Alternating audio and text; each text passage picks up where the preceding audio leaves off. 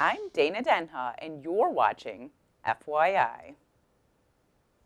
Love was in the air at the Mary Lou Recreation Center as little ladies were led around the dance floor by the most important man in their lives. The relationship between fathers and daughters took center stage at a yearly county celebration. We're doing our annual Daddy-Daughter Dance event. We do this every year around Valentine's Day. This daddy-daughter date night creates a tight-knit bond and memories that'll last a lifetime. We have a photo booth, we have some arts and crafts going on, we have face painting and refreshments. Year after year, it's just great to see the daughters come with their dads every year. They build relationships and memories here that last forever. We see a lot of the same people year after year, and it's just fun to see them come back every year, and they're always so excited.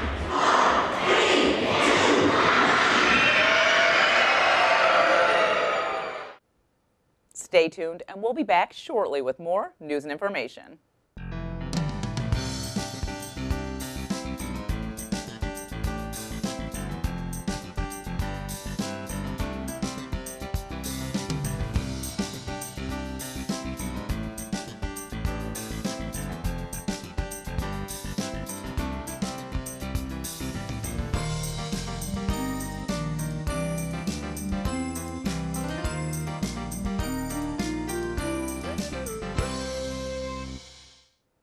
Engines purred, tires screech, and races were close as cars spread around the track.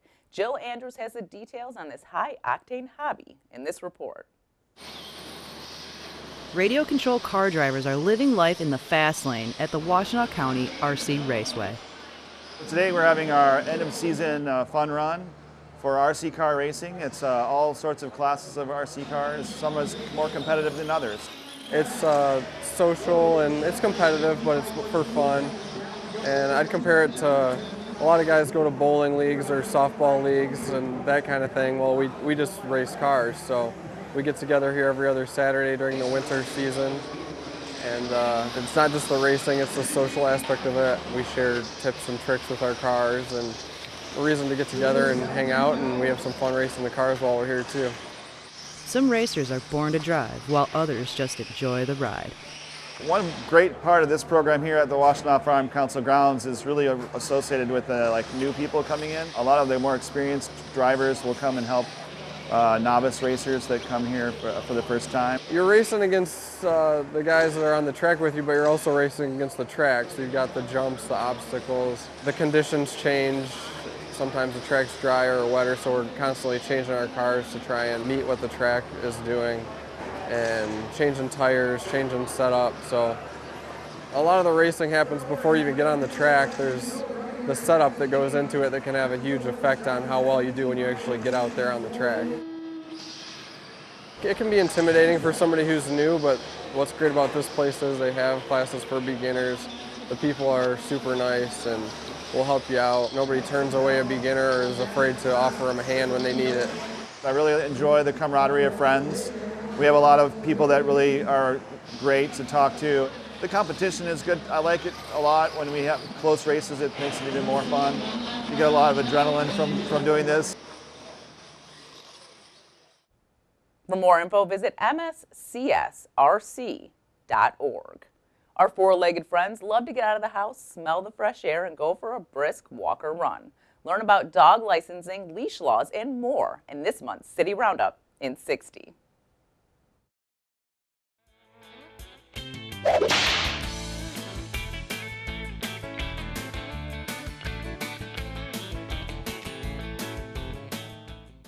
Hey guys, my name is Matt Morrow with the City Clerk's Office, and today we're going to talk about dog licensing, dog parks, and Ann Arbor's leash laws. So dog licensing is extremely important, not only because it's state law, but it's also regulated by local ordinances. So Ann Arbor provides 3 different options in 1, 2, and 3-year intervals based on the rabies vaccination expiration date. Moving on from there, if you want access to one of these wonderful parks, you're going to need a dog park pass. For Swift Run, it's going to cost $35. Olson and Broadway can come together at $15, and that leaves All City at $45. In regards to the leash law, when the animal is outside in an open area such as this, it needs to be on the leash. However, inside one of these gated areas, the animal is free to roam. And if you have any questions, please feel free to contact us at our phone number, 734-794-6140. Or for additional information, please go to www.a2gov.org. Washtenaw Community College is always aiming to make our community a better place. They do that by training our workforce, giving them the skills and education they need to be ready for the jobs of tomorrow. And they reiterate the fact that you can learn at any age, and you can start a new career path and education path. Joining me is President of Washtenaw Community College, Dr. Rose Bellanca. Welcome back to the show. Good morning.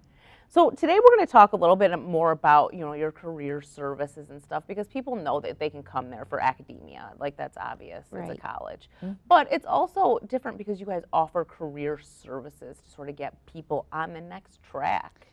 Yes. So a community college is really a county's economic engine.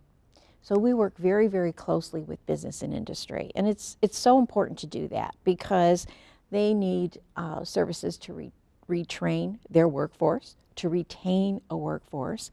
Our community, as you mentioned, needs the classes that they need in order to keep their skills up. And also, we want to ensure that our residents have a good quality of life. And so to do that, you have to have an income that is a living wage and not a minimum wage. And hopefully you have the skill set to keep improving your income throughout your lifetime. And as you said earlier, Dana, that takes a lot of training and retraining, and but it's fun too. So we're happy to do it. Yeah, so you actually provide like training for specific jobs by working, like you mentioned, you talk to CEOs and people that run companies and stuff. Yes, we do. And that helps you develop your own programs at WCC so people can take that next sort of leap into their next career or training for what might be, a promotion in that career that they currently have. Absolutely. And so the reason we work with CEOs is because they understand where their business is going. And perhaps the managers aren't even aware of where that business is going. So we want to make sure we're right with them while they're planning the future so that we are assured that we're training our students and we have the equipment they need for the skill set that the CEOs are looking to enhance. And we also have advisory committees because it's very important for us to work with HR leaders as well as managers, and that's where their role comes in and the specific training needed immediately. So can I just share a story with you? Yeah. For example, for our Advanced Transportation Center, we were advised by our technology advisory team that, about the correct lathe to purchase, CNC lathe and milling equipment that was used in industry today. So we purchased that. And because we had that equipment that is the same equipment that's found right on the floor, we were able to actually have 3 students were hired by Ford Motor Company, and the executives were so impressed with their skill set, and they were really working on milling machines. So we're happy to see that. We're also happy to see that they are equipped with good positions. That is a good salary, good future, and hopefully we'll be their partners to retrain as they go through their career. That's amazing. That's an amazing story because I think even like those students probably starting that program had no idea where that path would take them. Right. And you know what else we're doing right now? We're working with the hotel industry here in the county. And there's a lot of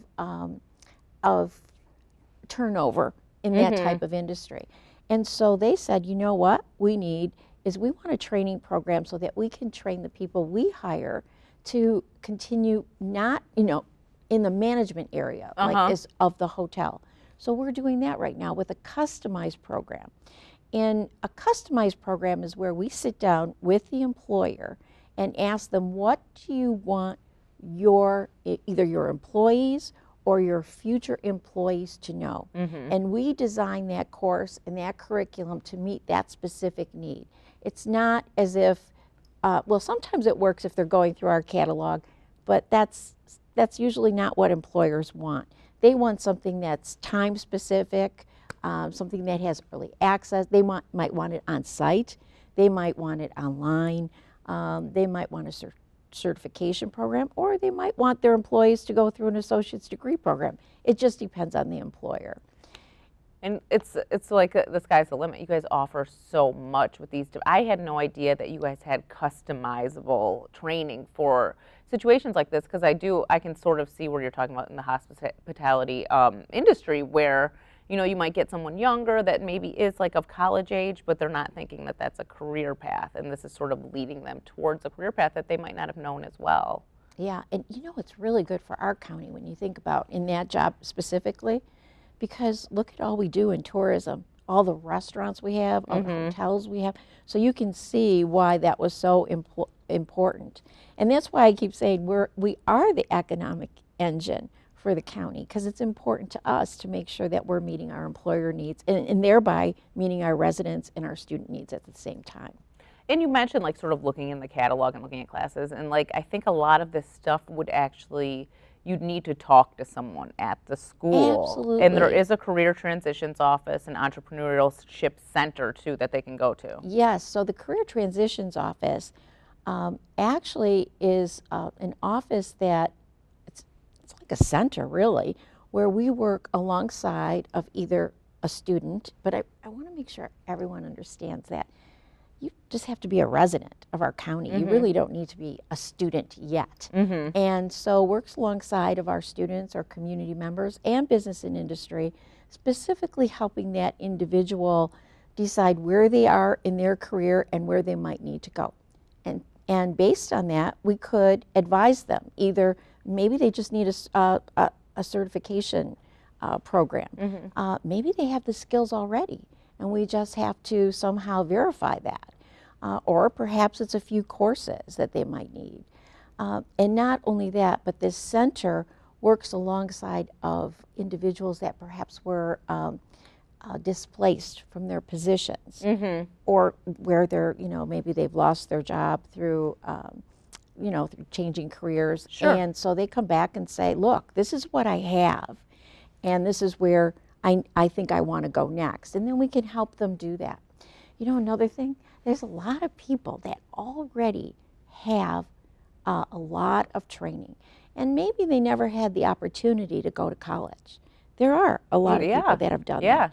And it's not like their skill sets are not worthy of college credit. Oh, yeah. So if there is an individual that perhaps has a lot of work experience in a particular field, they should come and talk to us. We have a licensed professional counselor that works and advisors that work in that center.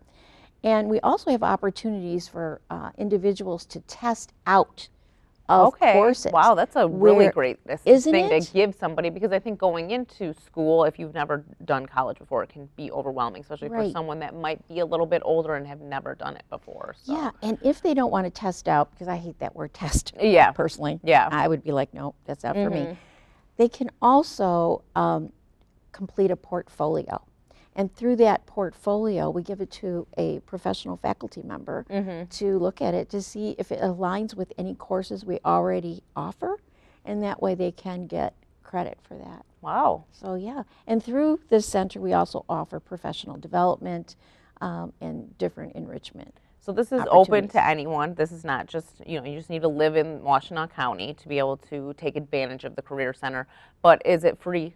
Free. It's free. Yes, thank you. Thank you, Washtenaw County residents. Yeah. It's because of their support that we're able to provide all these things free. And we take our role here very seriously because we know that 80% of the people that go through a community college stay in the county that they live in. And so we realize that in order to make this a healthy place for people to live, that we have to be the best at what we do. And so we really do take our commitment very, very seriously. You also mentioned something about our Entrepreneurship Center. That's another great opportunity for our residents, because it could be a student or anyone in the community can come in and for free, we will help you if you're interested in of creating a limited liability corporation. We can help you set that up. We can help you write a business plan. We have mentors there for other businesses within community Yeah. that come and mentor people that are interested in starting their own business that's similar to theirs. We have an unbelievable library that is available to our anyone who comes to the Entrepreneurship Center. And there's also an opportunity for them to work right from there. Oh, so like a sort of an office space. Right, Yeah. right, for them to get started. So, yeah, that's pretty exciting. Well, I mean, these are obviously just a few of the things that WCC is offering to the community, and we should in turn support WCC in the upcoming election. Do you want to talk about when the election is and what we'll be voting for? Yes, our election is on March 10th, and it is not a new millage. What it is a restoration and renewal of a millage that was already approved in 2008 and is So you won't going even to, notice the difference. no, if you won't, Yeah. right, and it's about to expire. And so we need that because based on that tuition, that's what keeps, on that millage, that is what keeps our tuition very affordable. You know, we have not raised our tuition for in-district residents in the last 2 years, and we're not going to raise it again this year. And that's saying something. Oh, it is. I think we're the second lowest in the state. So that's very important to us. So it keeps tuition affordable. It allows us to offer the flexible programming that we have because a lot of people work or perhaps they want to take online courses or not only the traditional courses. It allows us to offer the great workforce development programs that we have. You know, we have that Center for National Center of Excellence for Nursing. Well, it allows us, that center is so full of technology and allows us to perform clinicals right on site. So those are the dollars. The Advanced Transportation Center, that's what supports that Advanced Transportation Center. And the training we do in the police academy. So, you know, you're going to meet people in our community. They could be a teacher, it could be your plumber, it could be your police officer, it definitely could be your rad tech. I know I've been at St. Joe's and they tell me, oh, I went to Washtenaw. Yeah. You're going to meet our students everywhere in our lifetime. And it's because of the generosity of our taxpayers that we're able to provide this service to our community. And we really look forward to doing that. Yeah, so everyone get out there and vote on March 10th and help WCC out again because you guys deserve it. And like you said, you know, you might not be the person walking in the halls on the campus there, but in some way, if you live in this community, you've been affected by WCC. Yes. Well, thank you, Rose, for coming on the show. Thank you, Dana. Thank you. It's always a pleasure. For more on this and other programs, visit a2gov.org/CTN. Visit youtube.com/CTN Ann Arbor to see all that we have to offer, and remember to like, comment, and share. Thanks for watching, and tune in next time to FYI.